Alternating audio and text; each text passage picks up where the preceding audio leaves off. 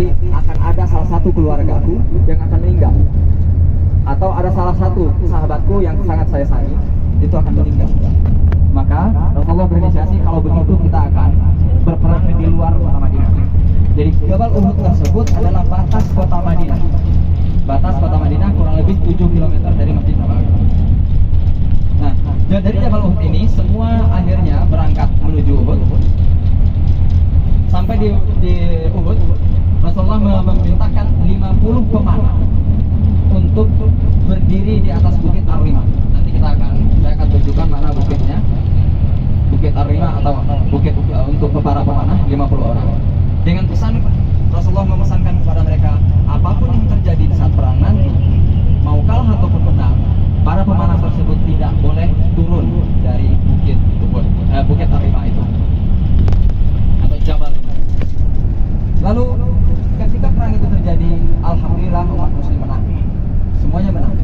Dari 3.000 melawan 700 orang, umat muslim menang. Setelah kemenangan, harta-harta rampasan perang mulai dikumpulkan.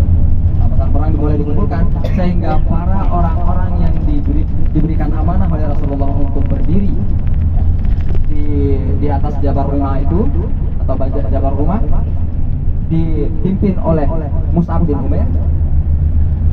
Dari 50 orang itu 40 orang turun semuanya untuk mengejar harta rampasan tersebut, karena dia melihat, wah ini kalau misalkan kita terus di atas kita nggak dapat kebagian ini, nggak dapat harta yang kita inginkan. Akhirnya turun semua. Pas waktu turun tersebut, Khalid bin Walid, salah satu sahabat Rasulullah yang saat itu belum menjadi Islam, melihat dari jauh, ternyata di atas sudah mulai kosong, tinggal kurang lebih 12 atau 11 orang, termasuk Mus'ab bin Umair sebagai pimpinan bagian atas itu. Beliau tidak mau turun karena dia patuh kepada Rasulullah.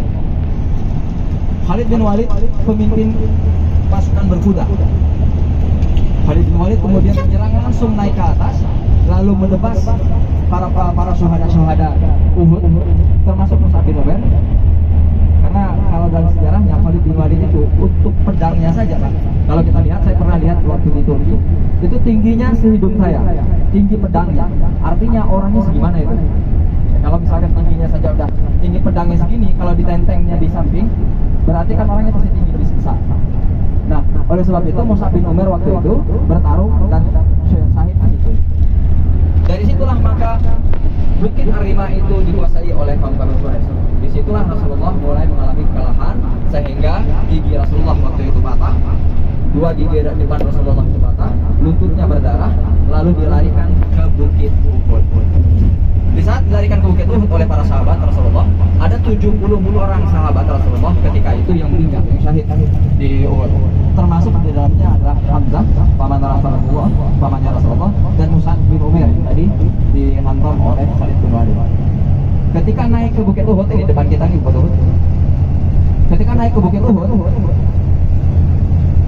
Uhud langsung bergetar. Karena dia tahu bahwa di atasnya ada orang yang istimewa naik ke atasnya. Dia bergetar, menggigil. Sehingga ketika itu Rasulullah katakan kepada bukit, wahai bukit, tenanglah, karena di atasmu adalah seorang Rasulullah, seorang Nabi Allah, seorang utusan Allah. Engkau akan aman, kami mencintaimu dan engkau mencintai kami. Dan engkau nantinya akan menjadi salah satu daripada penghuni surga.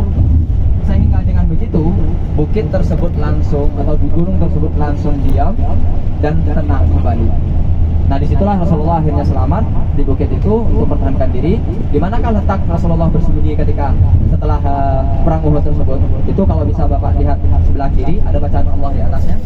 Kiri depan ada bacaan Allah. Terlihat? Nah, disitulah titik di mana Rasulullah waktu itu mendaki ke atas, kemudian bukitnya langsung bergoyang.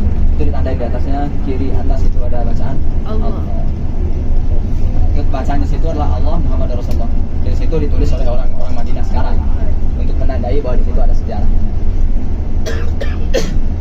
Kemudian setelah itu Hindun yang tadinya yang menjadi inisiasi dari perang, salah satu inisiator dalam perang Uhud ini memutus, ya betul ada di atas? Ada. Ya. Kemudian Hindun mengutus salah satu budak yang bernama Wahsy untuk membunuh Hamzah dengan janji bahwa dia akan dimerdekakan. Maka paman Rasulullah, Hamzah itu dibunuh itu oleh Wahsy dengan tombaknya, dilempar dari kejauhan, maka menancaplah di dadanya paman Rasulullah yaitu Hamzah. Ketika beliau meninggal, umat muslim sudah lari semua, sudah mundur. Rasulullah naik ke atas, kemudian Hindun datang kepada paman Rasulullah tersebut. Dengan sangat teganya, Hindun tersebut membedah dada paman Rasulullah itu, mengambil hatinya, lalu dikunyah. Setelah dikunyah, dimuntahkan kembali. Kata Rasulullah suatu ketika, Rasulullah mengatakan bahwa andai kata Hindun ini sempat menelan sedikit saja hatinya sahabat Hamzah ini, maka dia tidak akan tersentuh api neraka. Tapi kuasa Allah, dia tidak menelannya, melainkan dimuntahkan. Padahal dia itu bertekad dari Mekah, saya akan makan hatinya Hamzah. Itu niatnya dia. Tapi Allah berkehendak lain, dia muntahkan lagi. Karena Rasulullah mengatakan salah satu manusia yang tidak akan tersentuh api neraka adalah pamannya itu Hamzah. Apapun dari bagian tubuhnya tidak akan tersentuh api neraka. Andai kata ada yang menelannya, maka orang tersebut tidak akan tersentuh api neraka.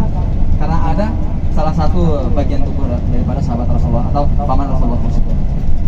Nah, singkat cerita, Hindun tersebut pada tahun ke-12 Hijriah, pada tahun 11 Hijriah, dia datang kepada Rasulullah mengaku keislamannya, bersyahadat. Namun Rasulullah katakan, saya terima syahadatmu, tapi jangan pernah lagi tampakkan mukamu di depanku.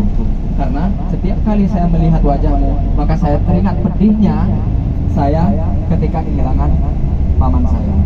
Jadi Rasulullah adalah seorang manusia juga yang punya hati.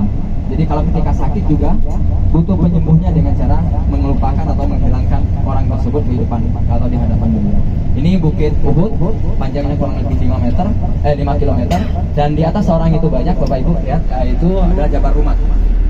Ya, tempat pemanah yang tadi sudah diceritakan, 50 orang pemanah di atas itu.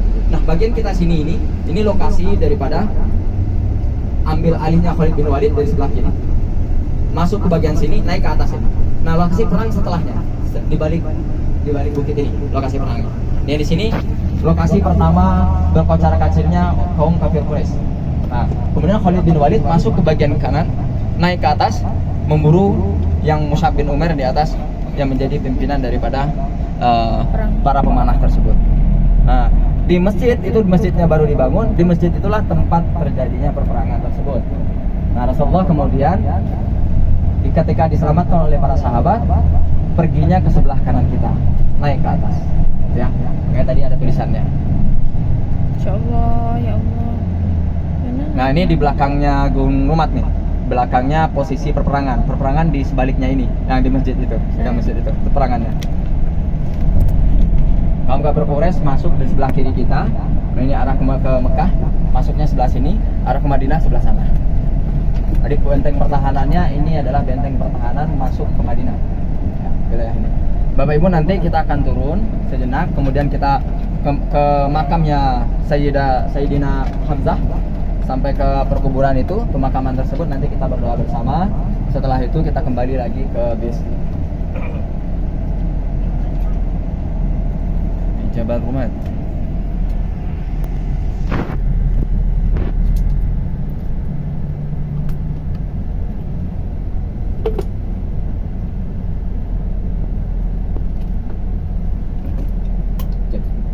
Kalau Bapak Ibu lihat pas di depan kita, gunung di sana ada rumah-rumah di atasnya.